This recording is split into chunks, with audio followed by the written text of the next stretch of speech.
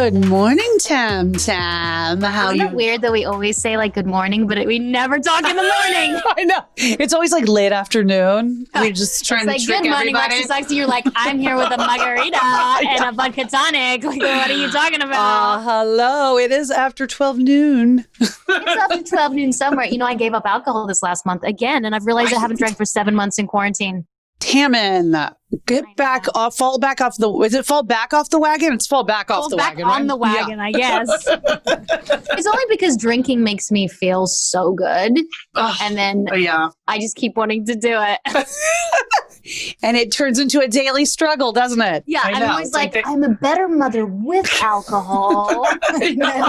and then the problem is like I need to be a good mother without it. So it does help the homeschooling a little bit, does. you know. It does. Until you wear off the alcohol. But Roxy, I'm kind of really excited today because I have someone like I'm fangirling over that we have known for quite a while. And I want to learn more about her and her story and how this whole ride began.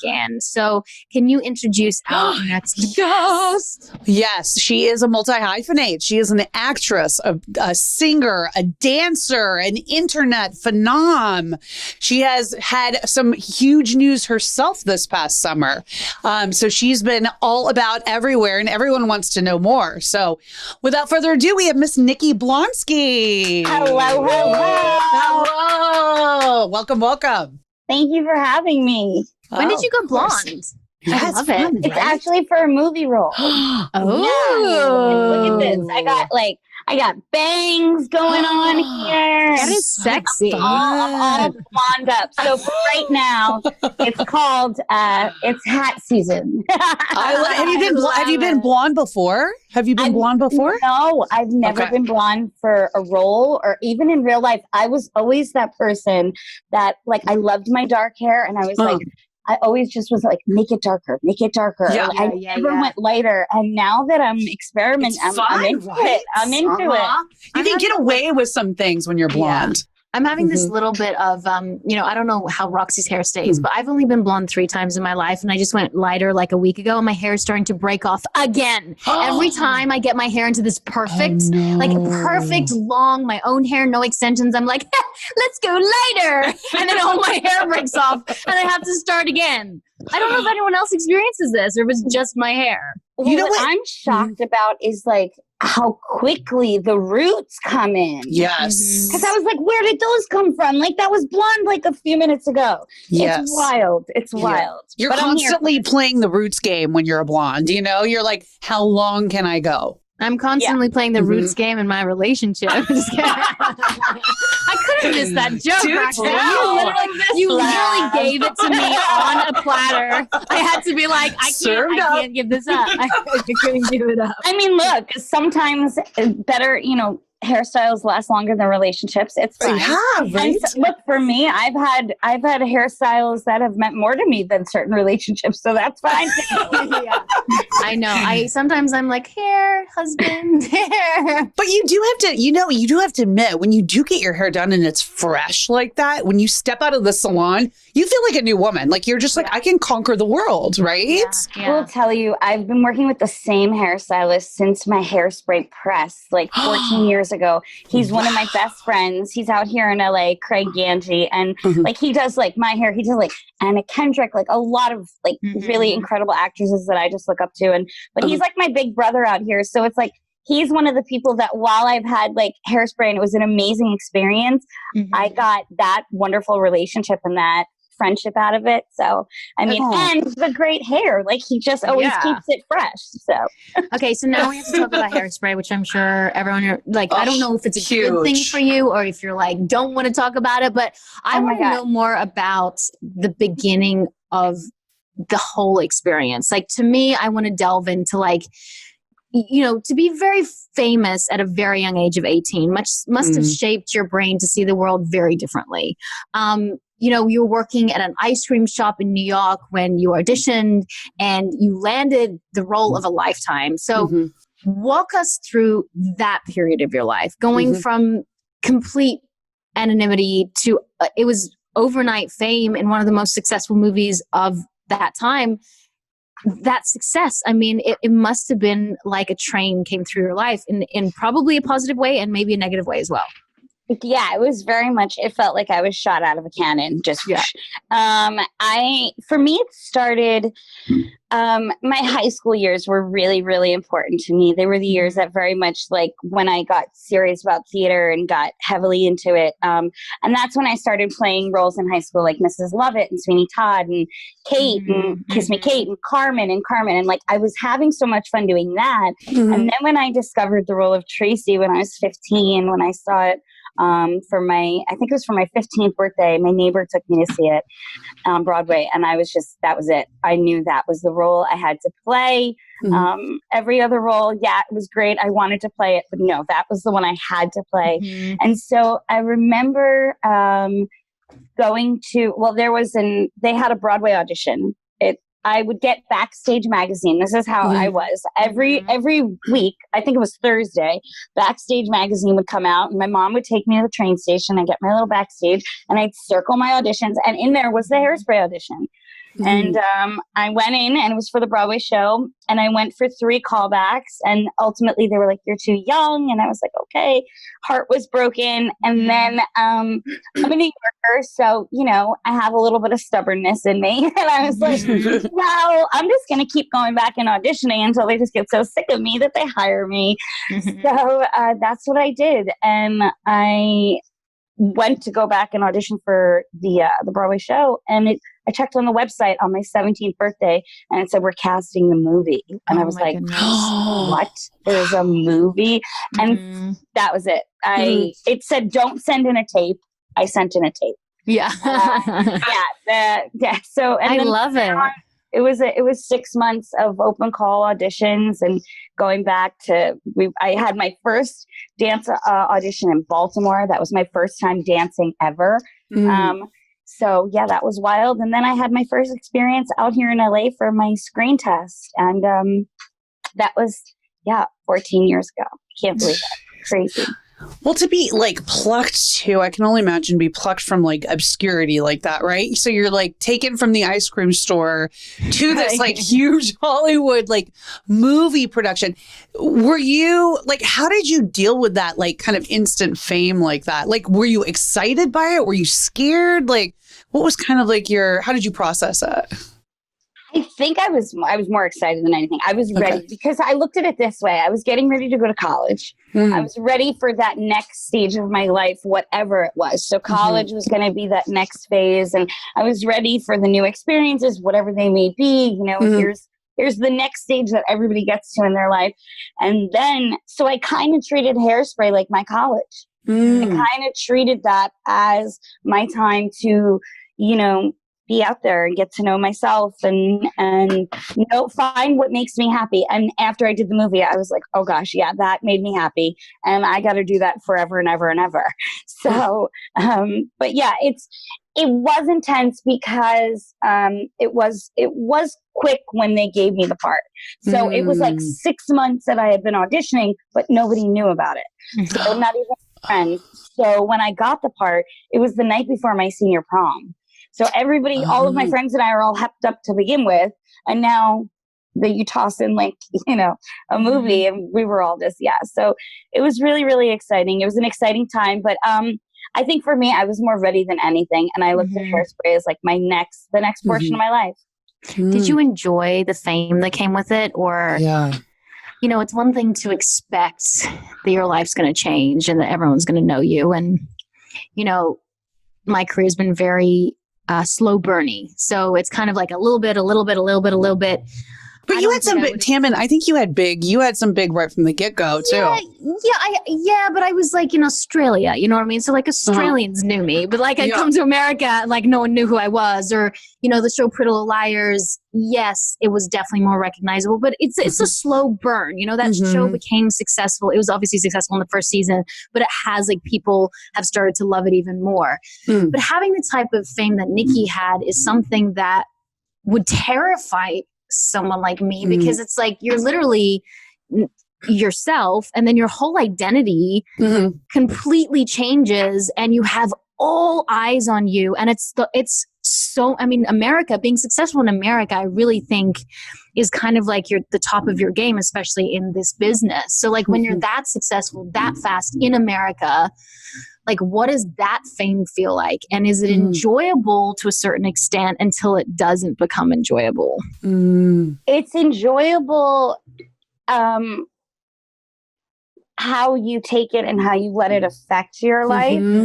And if you make it work for you. For me, it was overwhelming. Like it was a lot, but I knew that that's what I was signing up for. And I knew that like this movie, when I heard the cast list, I was like, okay, yeah, this is going to be pretty big. So, but for me, you know, I just love that the message of Tracy is still out there and what she stood for. And the fact that people, you know, still watch the movie means so much. But the fame aspect, you know, it's like anything. There's good and bad sides to all of it. And I think for me, the best part about the fame aspect was I have my family there to support me. And I think that's a really important thing when you're famous or you're getting famous or whatever, or you're trying whatever. Having that solid foundation, those group of people around you that are going to keep you, no matter how big you get, they're going to, you know, my mom doesn't care that I did a musical with John Travolta. She's like, do your laundry. She doesn't give two craps about that. So, I mean, for me, it was a wild, wild journey. And I think sometimes I still struggle with the fame of it because I'm like, it's for me, and especially this past summer after coming out, I really decided to not live for Tracy, to live for Nikki. For a while after Hairspray, I was trying to just be like what everybody wanted me to be. Right. People pleasing. The girl from Hairspray. I was the biggest people pleaser on 2 feet. And I realized, you know what? That's serving everybody but myself. Like there's a way to make other people happy and make yourself happy at the same time. So that's, I think, after, you know, it took me 10 years, but I think now that I came out and I'm in my early 30s and I'm very much feeling like myself and I'm solid and getting more confident in who I am as a person, I feel that, yeah, the fame is a little bit easier to deal with because it's just like, okay, if you don't like me, then oh well, like, I'm still gonna be here. So good for you. Fame. You know, fame is just, I think the only good thing about fame is it makes you have fame can give you opportunities that you wouldn't have if you weren't famous and weren't well known. And that is the upside of fame. I think the downside of fame is like what you said about always being under a microscope and, you know, people always watching you and you feeling like you can't fuck up. And also, I think the scary thing about fame is like when you lose fame, it's this weird thing in your brain that says like, oh, what's wrong with me now? Like what, am I all of a sudden a failure? Like if people don't know who I am because of this show or whatever, like what do I have left? Like you start to attach your identity to being famous, I think sometimes. Yeah, absolutely. And I mean, my career has been up, down, all around. It has been anything but consistent, but it's been consistently all over. And I think for me, you know, I've just learned to ride the wave, and I've been, you know, after Hairspray, there was that high fame. And then now, you know, fame doesn't really matter to me as long as like my work is getting done. Like as long as I'm putting out good quality work and I'm part of projects that I'm enjoying. And for me, I think my favorite part of fame is, if you can have one, is being able to, you know, have a platform and be part of charities and organizations that are really, really important to my heart and that, you know, people may not know that are important to me. You know, maybe they just see me as the girl from Hairspray, but they don't know that I'm a huge, huge advocate for, you know, there was a program that I've worked very closely with in Florida called SHANS, and it's for kids against suicide and violence because it's such a highly populated area that deals with like drugs and suicide and violence. So I try and go down there every year to see the kids, obviously when it's not COVID. But these are things that mean something to me because I lost my uncle to suicide in 2008. So it's like, these are the things that I feel like if famous people, that's what they're called, use their platform correctly, then maybe a wider message can be spread and it can do good. So I think that's the upside of fame to me, and to make people smile. I mean, I will say there have been a lot of fun characters that I've played, but nobody's as fun as her. Tracy Turnblad is the most fun I've ever had. And just to know that I can make people smile, at least once a day, then I've done my job, Yeah. You mentioned coming out and really living your truth, why was it the right time to come out publicly this summer and really, put your message out there? And why did you wait until this point? For me, coming out is such a personal journey. Like I knew I had friends growing up that came out at 12, super young. At 12, I was babysitting, and I wasn't really on like a path to self-discovery super young, other than I knew that I wanted to sing and act. Dating for me was never like a priority. I had my first boyfriend on the set of Hairspray. He was great. Love him dearly. He's still one of my best friends in the whole world. Seriously, he is. But yeah, dating was never a huge priority. And then as I got older and I discovered more and more about myself, and I always knew that there was, I talk about it in my article that I just wrote for the Huffington Post, where I say like there was a different feeling inside of me. I just didn't know what that different feeling was yet. And so for me, it was a much longer process, I think, than most people. But I also think that was because I was also so focused on like the acting and keeping my career, you know what I mean? Keeping that going, that I just didn't really take the time to think, how am I going to come out, or how am I going to, and then when the quarantine came around, I said to my team, I was like, you know what, I'm really ready to just like come out. I'm going to do this. I think now's the time. And it was just a feeling I had. I was just ready. I had been writing, I had just started writing my book at that point. And I remember saying to myself, if you're going to write this book, you have to be 100% honest. Every word, not just with the reader, with yourself. And so I was like, I can't write this book, without telling the world first, hey, this is, here's who I really am. So for me, it was a personal thing, and it was very much a personal journey, and it was a decision that I made.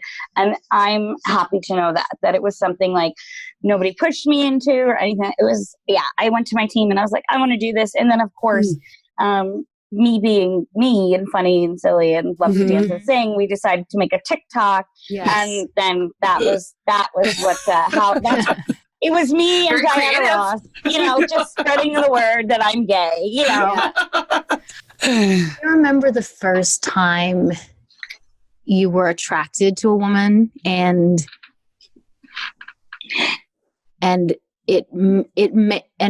making you feel like, okay, like what is this that I want to explore? Funny, I've never told this story. I was walking into a bar. This is like the first time I distinctly remember. I was walking into a bar in the city, and it was after Hairspray.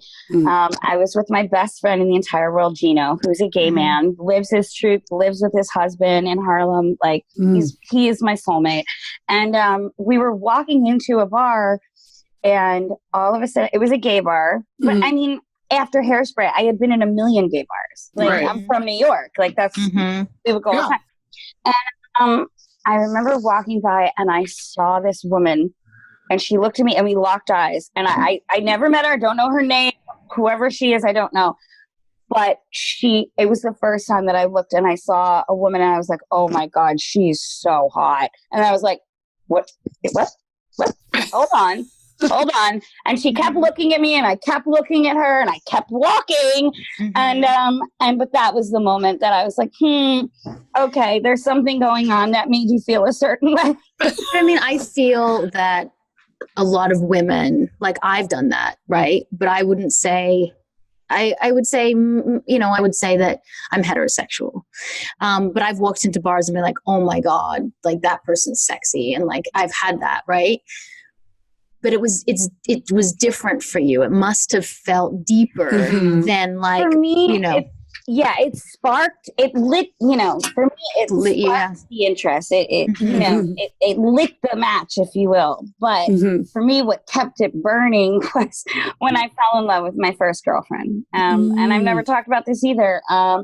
She was definitely somebody who, she made me believe in love for the first time. So when whoever that person is for you, man, woman, when somebody makes you believe in that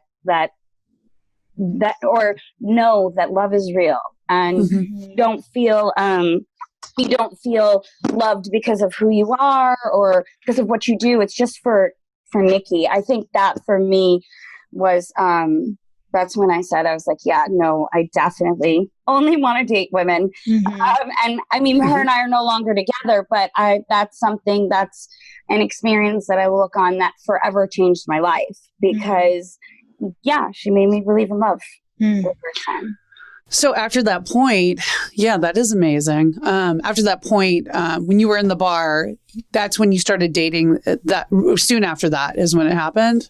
Yeah, I didn't start. I still don't know what that woman in the bar's name was, but we'll call her Woman in the Bar. Yeah, Woman in the Bar. Character, Woman in the Bar. Yes.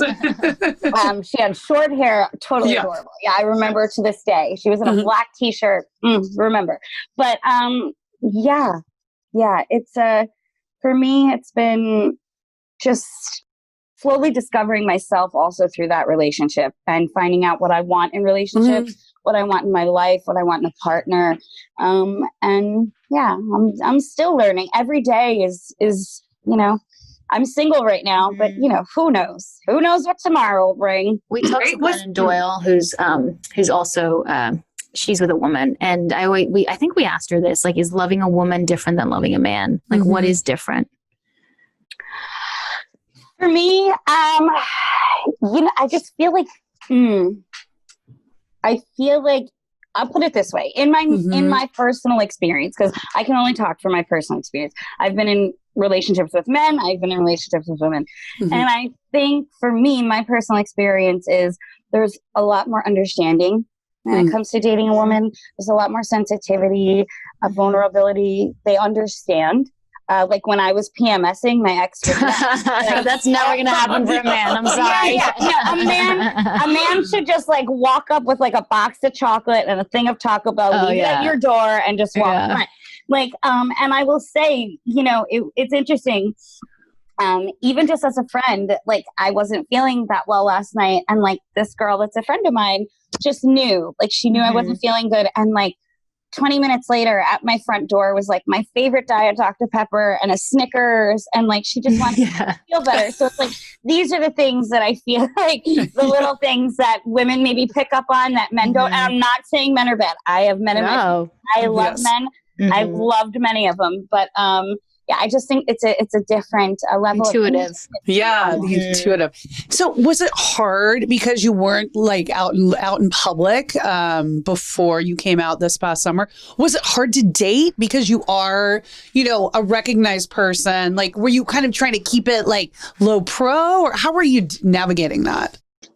So dating for me has always been tricky. I always say dating while turnblad is difficult. But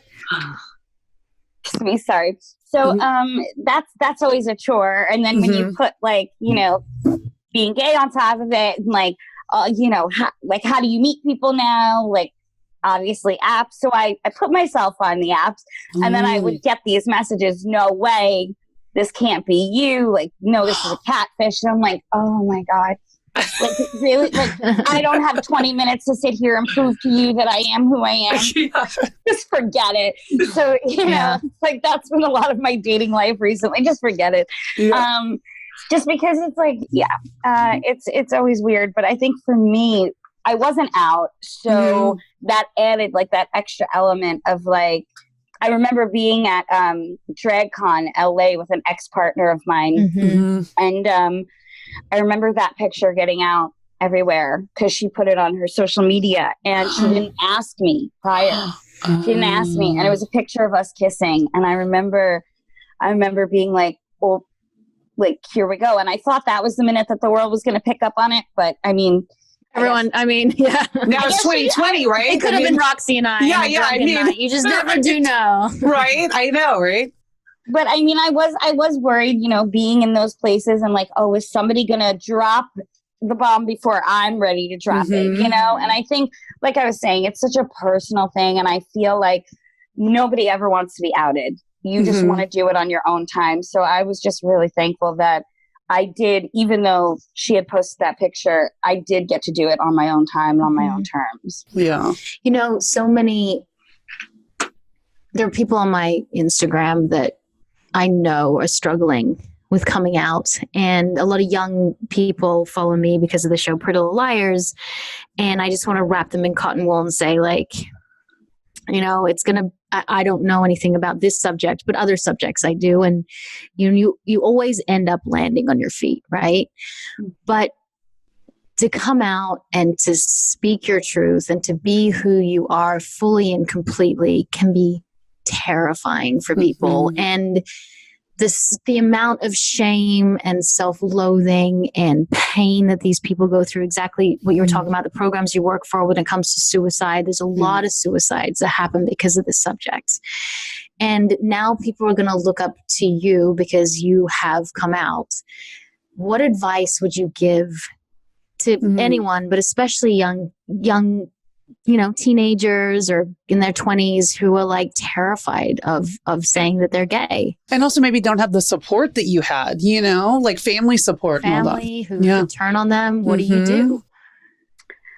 You know, I was blessed to have a family who just embraced me. And, you know, I'm always the wild card in my family anyway. Like my brother's the one with the secure job and I'm like, I'm an actress. So my parents are always like, they know that I'm the one that's going to throw the curveball in there. So I don't think it shocked them all that much.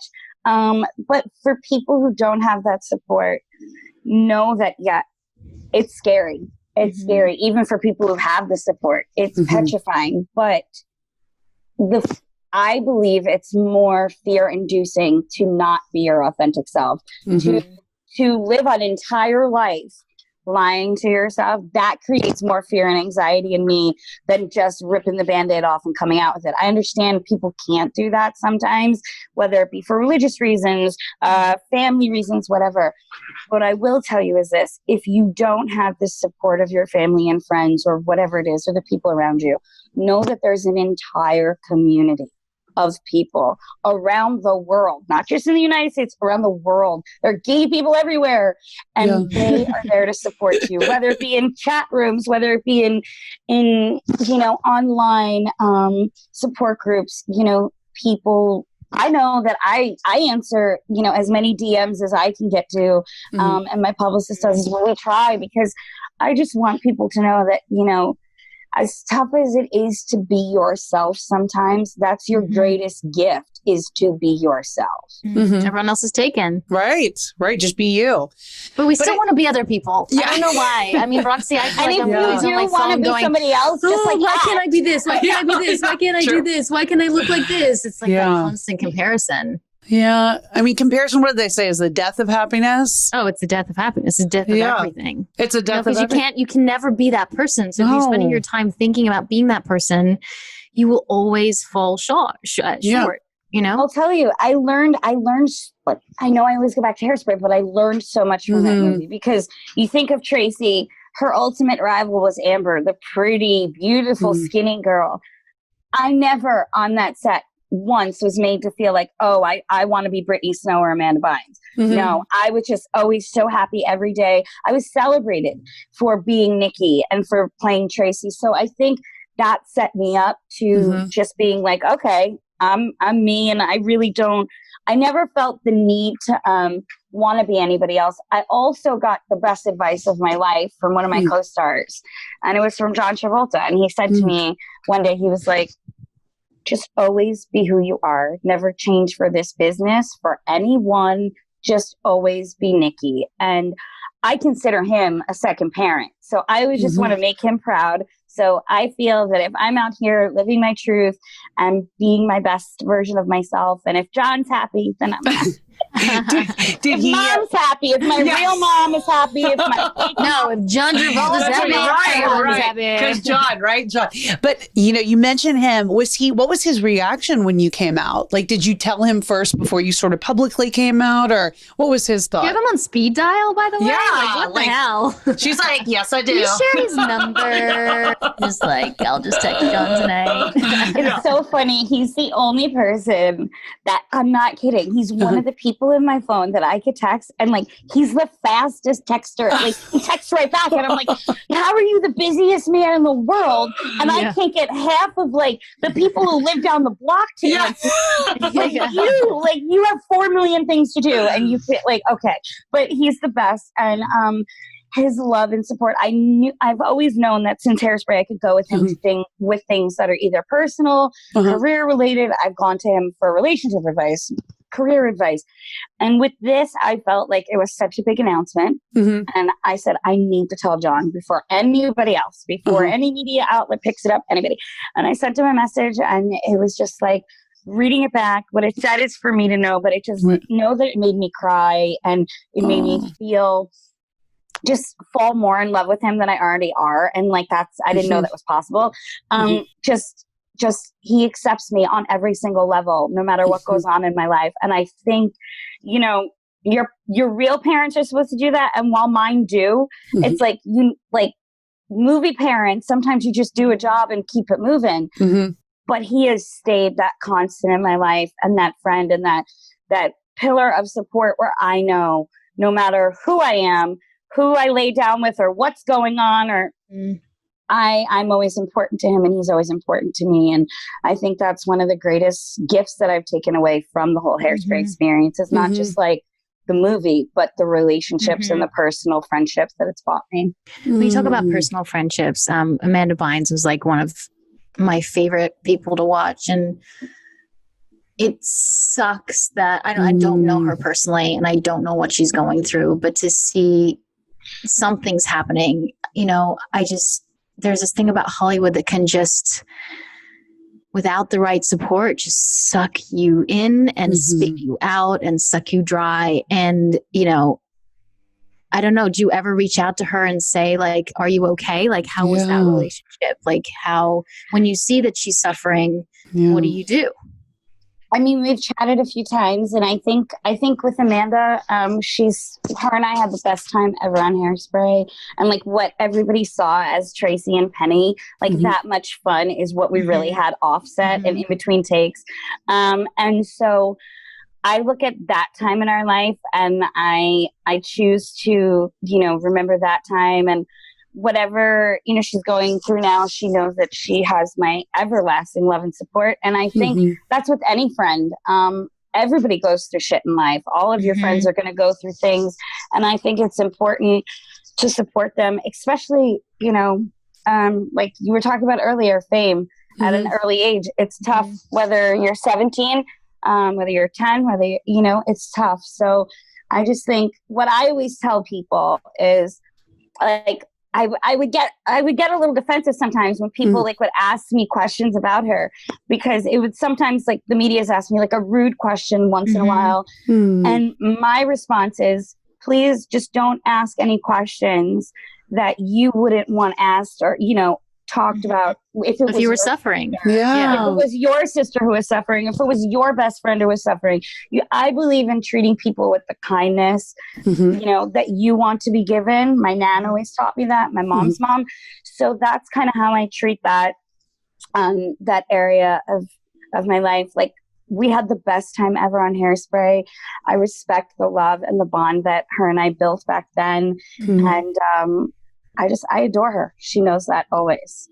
It seems like you guys had such a fun group that you're working with, from John Travolta, to Amanda, to Zac Efron, who also has had a great, amazing career as well. Lives in Australia now, Roxy. He lives in Australia. He's talking about that guy. I know, that guy, that Zac guy. What, Zac who? Zac who? Were you guys like pretty close? Did you guys hit it right off right away, like on set? Like, was it just kind of one of those things? Yeah. Not to make every woman and gay man in the world jealous, but yes, we became instant. Like he was my best friend on the set of Hairspray. There was nothing every week, even when we weren't filming, we were together on the weekends. Like, that's so fun. Yeah. Constantly at my apartment. I was always at his doing his laundry when he didn't do it. Oh my God. Oh no, are you serious? I will always toss him under the bus for not doing his laundry, and he knows it. So cute. I'd be like, listen, how many piles are over there, buddy? Like, what's going on? Yeah.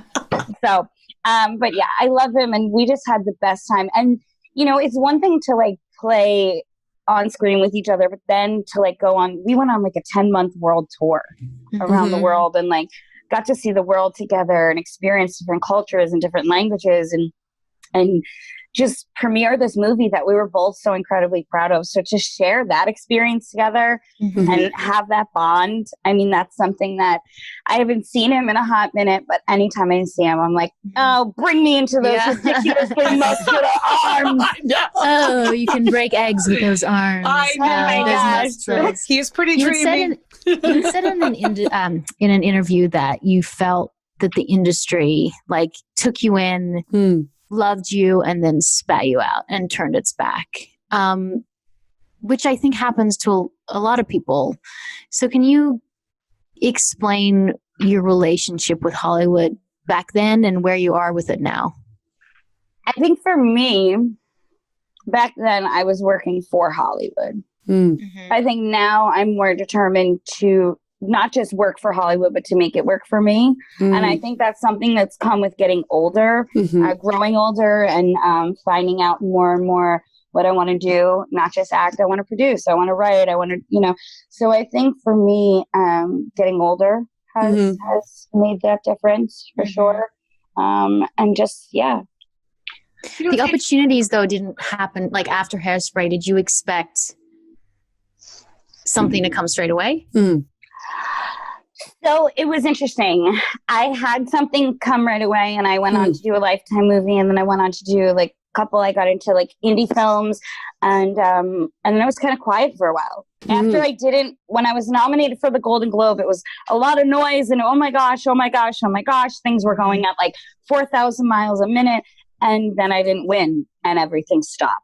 So it was like, oh, okay, wait a second. Like, I just performed my heart out, and I thought it was good enough, and I thought everybody was happy with it, but then I didn't win the Globe. So I kind of felt like I let people down a little bit, and really, it was just my own young insecurities, my own 17-year-old brain, like playing tricks on me. But we all have insecurities. So I think, after I didn't win the Globe, and I just was trying to find my footing.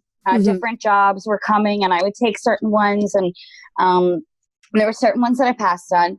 But for me now, it's just about being a part of quality projects and making the experiences that I get in Hollywood work for me, not just me being a part of a film. It's making it, making everything a part of my life. Really changing it. Yeah. It's interesting too. We have a lot of, people that come on this show that are like you, got famous young, kind of built their career up, and talk about sometimes like people in places of authority trying to take advantage of them. And oftentimes it is a woman, with a man trying to take advantage of them, whether he be, a studio executive in management, what have you. Did you ever experience anything like that where you got, put in positions in that way? I did. I was on, not on Hairspray. That was, it was just like as good, clean fun as it looked. That's really what it was. We didn't have time for anything else. We were just busy working. It was like 24/7. So there was no time for any shenanigans. But, there was one film set that will remain nameless that this was the only time I was given like a male dresser, and he was straight, and he approached me in my trailer. I was washing a dish in my sink, and I turned around, and he was right there, and he started to kiss me, and I put it off, and I was like, excuse me, what's going on? No, this is not okay. And I mean, the next day he was fired. Because I went to the makeup person, and I didn't even go to the producers. I went to the makeup person because I was very close with her, and I was like, hey, like this just happened in my trailer and I'm uncomfortable. I was like, it's not okay. I'm not into him. Yeah. I'm here to work. And she was like, oh, no. And from then on out, he was let go. So for me, that was my first experience with it. But I wasn't afraid to tell her, because I was like, oh, no, buddy. No. You may be working on this stuff, but so am I. And I deserve to feel comfortable, and I deserve to feel safe. I don't care if you have a penis or a vagina. Like, it doesn't matter. I deserve to feel safe 24/7. And that's one thing about me. I don't know if that's the New Yorker in me, but I always my space. Like, I'm like, oh, no. Nobody's. Yeah. So that's why I think maybe people are like, oh, wow, how was it so easy for her to say that? Or like, maybe was she not afraid of like getting fired? Honestly, no. Because I was like, nobody is worth me being in fear at my workplace over. Yeah. So it was more important for me to just tell the makeup person, and then clearly she did what was, what she thought was right. It happens all the time. That's the crazy thing is like, when the MeToo movement came out, I said this to Roxy in another podcast, but not when it came out, when it, people started telling their stories, you're like, oh no, it didn't happen to me. Like, I'm so lucky. And then you're in the shower and you're like, just like meditating in the shower, and you're like, oh wait, that one time that guy showed me his penis on his computer. Oh, that was probably a time. And then you're like, you don't think about it again. Then you're taking a run. You're like, oh, the time that the guy was changing my sound pack and like kept his hand on my butt for too long. That was probably a time. And then it just keeps coming. And it's just like, it's happened so much, but we're not even... We're so conditioned. We're so conditioned that they're like, oh, that guy's just touching my butt. Like, boys will be boys, you know, it's like that locker whole room thing. talk, like that's fine, and it's like not okay. And I hope that, Roxy and I have this three daughters between the two of us. It's like, I hope that we raise our kids to be aware. Like, awareness is the first thing, and like say no straight away and not be afraid, because I'm so glad that we're now talking about it, because again, like you said, I was afraid to get fired. Like, you just don't say anything. You're like, I'll take a hand on my butt to not get fired, and then at what point does the buck stop? Right. When you say enough is enough. Right. And I think for everybody, it's unfortunately so many people have dealt with this in this business, not just women, men. Right. And so it's for me, it's one of my, that's the only thing when I tell people, like when the whole Me Too thing was going on, they're like, oh, if they didn't know I was an actor, they're like, oh, you're an actor. Have you heard of the Me? I'm like, yes, I've heard of it. Like, I've lived it. I've been on the other end of the phone, like I've had that nonsense. So, I was, it's not something that I talk about too much, but it's something that really that experience did just very much for a while. It made me feel a little uncomfortable, and I was on guard with pretty much everybody I met. I mean, now after it was funny. I met a guy yesterday. I'm out here in LA filming, and you are. And I'm like, I'm not in LA. I miss it. So that's why I'm like, oh, good. How is it? How is it over there? Oh, it's nice. It's nice. It's fine. And while I'm missing New York, I'm like, I'm missing New York. I know, especially the holiday time. Yeah. I know. It's the hardest time. It's a hard time. But I think, so this guy yesterday, he was like, oh, wow, you're like really beautiful. And like, he was like getting really close. And I was like, so my ex-girlfriend. I'm a lesbian. Leave me alone. Leave me alone. A lesbian. Do you want me to say it louder for the people in the back there? Exactly. A lesbian. I'm like, can you hear me from here? Let me get out my megaphone. Like, yeah. So I was like, yeah. So now I feel like hopefully with that, people will be like, okay, dudes will be like, all right, maybe we should take it easy on her. Maybe not kiss her in her trailer and impose ourselves upon her sexually. Oh, God. Nasty's nasty, man. I was reading another interview you were doing, and you mentioned that you had dealt with some domestic abuse in past relationships. And I just wanted to know, because I know a lot of people listening probably have dealt with or are dealing with the same thing. How did you manage to get out of that? Work. I was on a film set when I was involved with that person who was at hand for causing the domestic violence that I a victim of. And I was on a film set and I was engaged. And I remember walking on set and getting emails with naked photos of him and another woman in our bed. What? And for me right there, that was it. Yep. That was it. Like if the abuse wasn't enough, if all the bullshit wasn't enough, right there, I'm at work. I'm at my safe space, a place where I am 100% myself, and I'm here and I'm doing my thing and I have to worry about this. So I just sent a very nice email back to her, whatever her name was. And I said, excuse me, this is ridiculous. I have a movie to go make with Burt Reynolds. Because it's true. I was walking to set. This is when Burt was alive. We were filming a movie called The Last Movie Star. I said, I have a movie to go make with Burt Reynolds. So he's your problem now. And that's the last time I ever spoke to them. But that was something that I dealt with. And for me, just burying myself in work and realizing my own worth, and that I had an identity before that relationship and I will have one after for many, many years. Also my mom. My mom looked right at me. She looked, nobody knows you like your mother. Right. And she looked at me and she said, he's abusing you. And I was like, Mom, no. You can't lie to your mother. I don't care how good of an actress you are.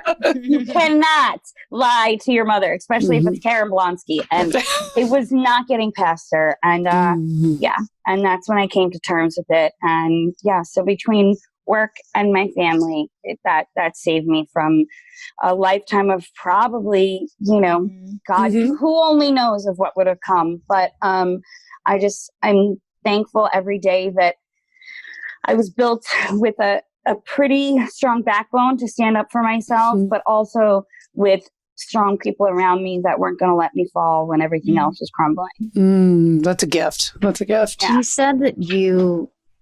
said that there needs to be more plus size leading romantic roles. Yeah. What do you think we need to do, and how does the narrative have to change for that to be a reality? I think it starts with people just being like, I'm attracted to like people of all different shapes and sizes. Like, I feel like for so long, everybody's been like, oh, this is what I find hot. And then everybody's jumped on the bandwagon and been like, oh yeah, this is the shape we find hot. And then 5 years later, then Kim Kardashian's famous. And now this is the shape we find hot. And then all of a sudden somebody else is famous. And then this is the shape. So it's like, I feel like if we just lose all of that shapes, like everybody is just human. And if you're attracted to somebody, no matter what shape, size, like whatever, be proud of that. Be like, yeah, I'm attracted to them. So I think when you start making it more mainstream and making people seen for more than just their bodies, for their talent, for their hearts, for the character, for the good work that they put out in the world. But I think it's extremely important in today's world, with today's generation, to show people of all different sizes. Let kids know that they're not alone. Like if you're the plus size girl in your class, I guarantee you're not the only one. And if you are, then there are characters here on TV or on film where you can turn to and know that you're not alone, or that you could grow up one day and maybe be an actor like that, whatever it is. Just knowing, I think for me, it's about representation.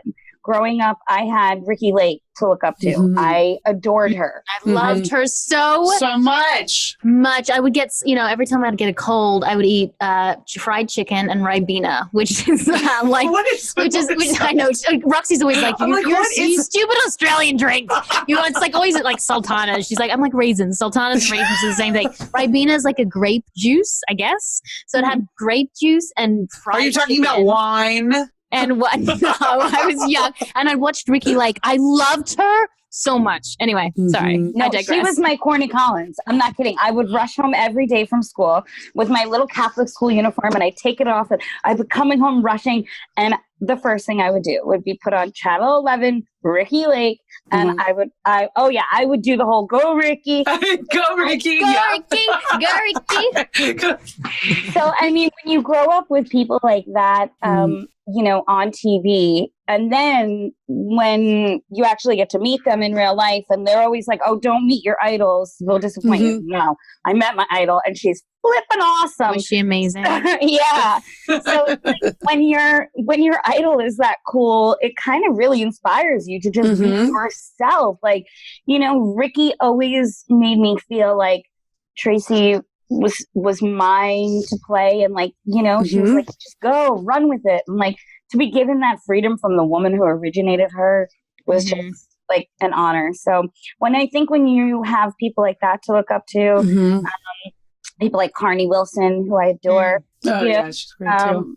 And then you go back to the legends of a time past, Mama Cass, the original, so she is my all-time hero and idol. So, when I have these women to look up to, I just know that, I'm doing something right. I may not look like everybody else, but if I'm in the same group as them, then I'm more than okay with that. I'd rather be hanging out with those ladies than anywhere else. So what are you thinking, like career-wise? What is it that you really want to do that you haven't had the opportunity to do yet? Producing. Okay. I would love to produce. I just got into writing, so I've been writing that as well. But I think developing projects for me has become something that I'm really interested in. The whole gamut, not just like, when I signed on to Hairspray, it was like the movie had already been, everybody was all ready to go. I think for me, starting a project from the ground up with a couple of projects that I'm in development with now is seeing all the work that goes into it. So I think when it gets to the end and you're like, you actually make it, hopefully we make them, it's like, hopefully it'll be that much more of an intense and amazing experience. But yeah, I think for me, developing projects, producing, and just, getting my hands into all different things. Who knows? Maybe directing. I don't know. At this point, do you still deal with like rejection at all from, deals that you're doing or what have you? Or is it pretty like smooth sailing now? Oh no, I deal with bullshit every day. Let's be honest with you. I deal with bullshit every day. I feel like certain people,